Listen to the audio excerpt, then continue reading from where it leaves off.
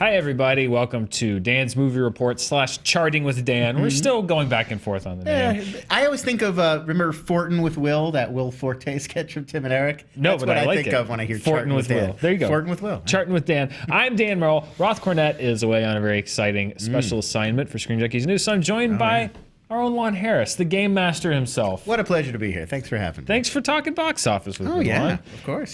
Big Thanksgiving Day weekend. Let's dig right down into it. Let's look at the box office. Now, this is the box office for the 5-day Wednesday through Sunday Thanksgiving weekend. The whole deal. The whole tamale. Coco, a lot of people were setting up Coco and Justice League as it's going to be a back and forth. This could be very close. Right. Bolstered by very positive word of mouth. Coco pulled away $72 million opening. That is fantastic for that movie. Way above what I think a lot of people expected. This is a movie that has an A+ cinema score. 5-day. The 5-day numbers boasted it would be the 5th best Pixar opening of all time. Although it's cheating a little bit because it gets 2 extra days because it's the Thanksgiving weekend. It's going to outgross Cars 3. Easily. It's already well on track. It opened way higher, even with the extra 2 days.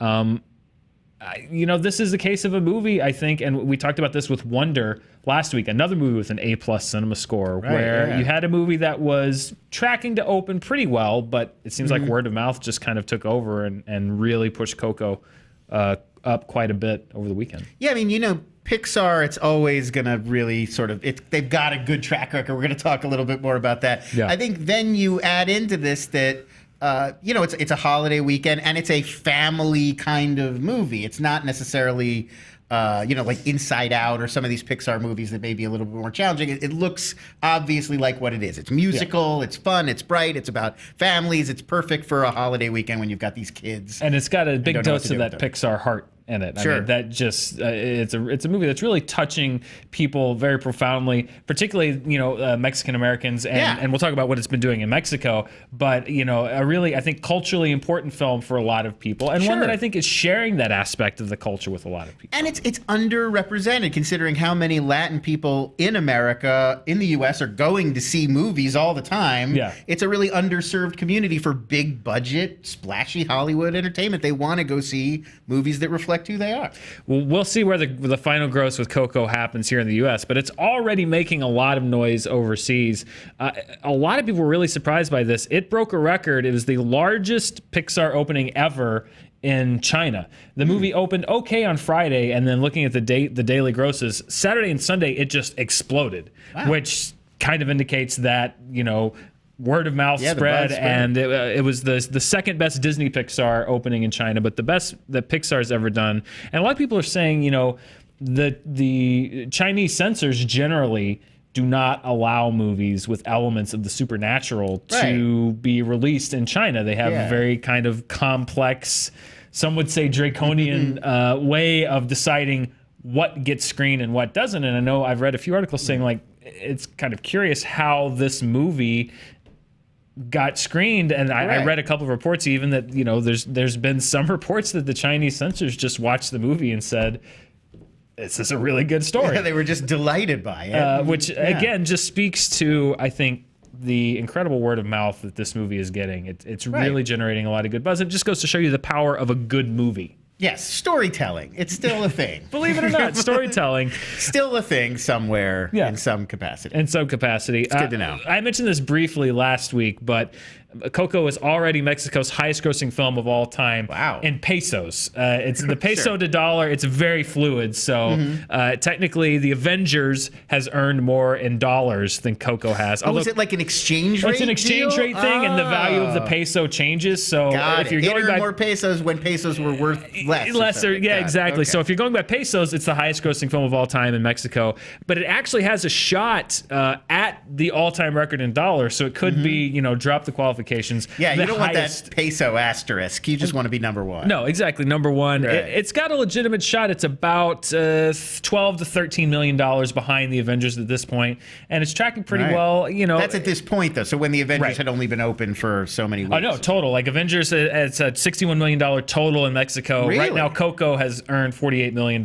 So it could take the crown flat out. I think it's going to be close, but Coco, an all-time record breaker in Mexico in pesos, maybe no matter what the currency. But again, it just showing you that this is a movie not just in Mexico, which is, it opened there a few weeks ago. Right. The buzz coming out was that it was fantastic, that it was really connecting with a lot of people. It's opened well here in the US, it's opened well in China. That bodes well for what this movie is going to do going forward. And we'll see, we're 2 years removed from The Good Dinosaur, which was a Pixar double dip where the movie opened on the same weekend as really? Coco opened 2 years ago and was a big underperformer. And not a good movie. And not a very good movie. I mean, we were talking about the power of Coco being good and sort of delivering on this promise. I think Good Dinosaur is what happens at the other end of the formula when maybe problematic. And I feel like some people were worried that was going to be what happened here. Well, I think if you'd asked people back in January between Cars 3 and Coco, which one is going to be the box office phenomenon and which one is going to be kind of a disappointment. Right. And I was in that group mainly because of this Olaf Frozen short. When you see that Disney is putting a 20-minute sort of TV holiday special style feature in front of a movie, it feels like a lack of confidence on one level. It feels like they thought they needed this to help get people into theaters to see Coco. Yeah, I wish I was kind of a fly on the wall for Disney's thought process because I got a lot of people on Twitter telling me in the screenings in Mexico that they started moving the Olaf short to the end of the movie because audiences were going to see Coco and there's this 20-minute short and they're saying like get to it. Why am I watching Josh Gad? Right. So it seems like a move that wasn't necessary. Maybe there to bolster the box office, but I don't think Coco needed it. So clearly not. Yeah. Clearly not. This is a movie I think that's going to play really well going across the holiday weekend. Of course, there's a big Star Wars sized hole in the box office that's a black hole that's going to suck in all the money in about 3 weeks. Yes. But I think Coco's going to make a lot of money and still play Justice League. $60 million gross, nothing to sneeze at. No, it's fine. It's the ultimate case of good news, bad news with Justice League. It was a 56% drop. That's not terrible. That's a much smaller drop than BVS and Suicide Squad. To be fair, off of a much smaller opening, but that's about in line with kind of the well-regarded superhero movies. 56% isn't bad. It was probably cushioned a little bit by the fact that it was the Thanksgiving weekend. It's grossed over $480 million worldwide. It held up again fairly well in its second weekend worldwide. So, there's still a lot of people saying like it's guaranteed to lose money. There's a lot of other people, and I kind of agree with this, that's kind of wait and see as to how profitable. If it's going to be profitable, it's not going to be profitable by much. So even if it does manage to break even, still not the result I think that Warner Brothers would have liked. Definitely not. I mean, they're spending, I read an estimate over the weekend that was saying $400 million on the production budget and then marketing for Justice League. So if you're dropping $400 million, you're hoping to see bigger numbers than this in its second weekend out there. I just feel like DC films, they keep running into this same issue. They're never disasters. It's never like Batman versus Superman came out and it's a total turd and audiences hate it. Because then they would have changed course by now. They're always landing in this like mixed messages. Yeah, like we might as well keep doing it. Some people like it. They always seem to land in that zone. And you're going to land in this zone again. There's a lot of people saying like, well, Warner Brothers is going to use the performance of Justice League to determine their future course. A lot of people were saying that, and it's again, you're kind of it wasn't a total disaster, but it could have done a lot better. I think that's probably enough for them to kind of make some more major. I think we're going to see some course corrections, but Justice League in a way was already kind of its own course correction. Yeah. So, but we never get to see. They never wipe the slate clean because there's always enough evidence that we maybe need to just tweak. We don't need to totally reinvent. That's another one that I think we're just gonna have to watch what it does week to week. Yep. If it does scrape into profitability, it's not going to be by a lot. It's just going to depend on what are the holds weekend to weekend. How does it do internationally? But it's interesting now to look at what other sort of measuring stick do they even have? Like Aquaman is next, I suppose. But that's not. I don't really see that as being a good referendum on are people enjoying this franchise. Well, maybe. But I think that people enjoyed Jason Momoa in this movie. I think that's what it's going to be going forward. Is not so much how much people enjoy Justice League. It's what elements did they enjoy. And how willing are they to go out and see movies with Ezra Miller as the Flash, with Jason Momoa as Aquaman? If if it happens with Henry Cavill as Superman, there's been conflicting reports on that.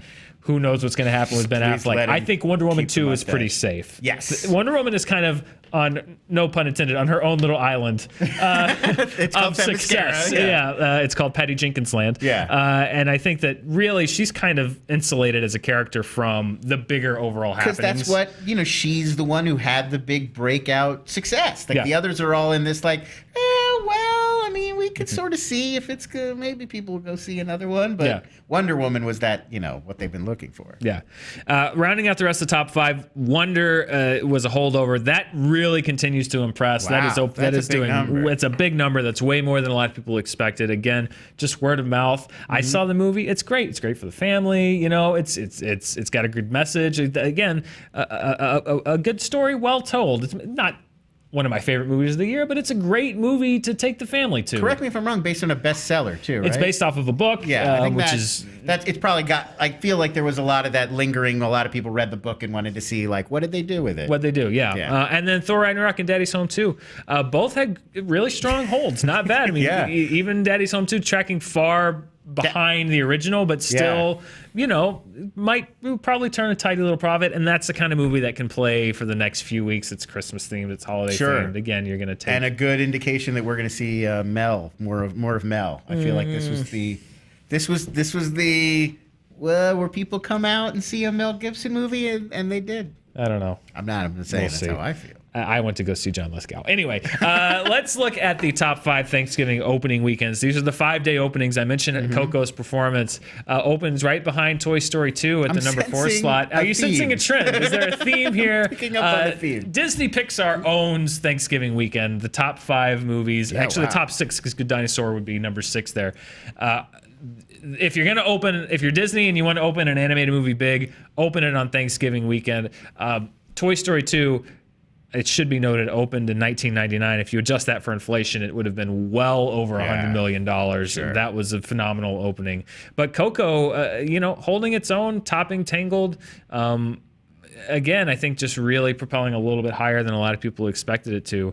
But let's look at another opening this weekend. And this is one of my favorite stats that we do. It's the top per screen opening. And this is the time of year when you really need to start paying attention. You should always pay attention to the movies that win per screen. Right. But this is when you're going to start seeing these names pop up for awards. And this is a big contender. The highest per screen debut of the year, a movie called Call Me By Your Name.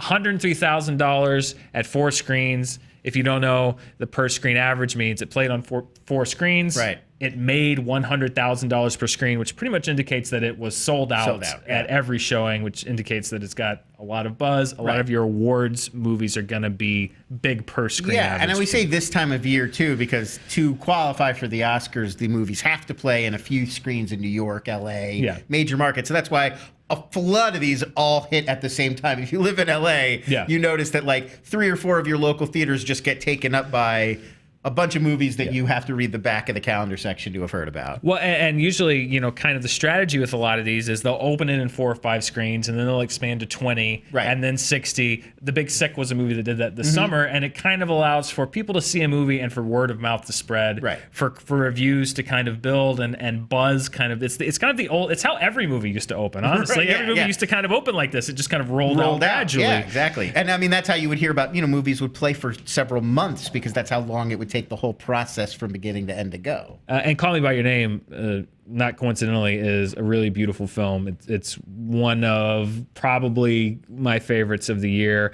It's already been nominated for 6 Independent Spirit Awards. This is going to be a movie that is going to be in the conversation come Oscar time. Well, and Armie Hammer and Timothy Chalamet,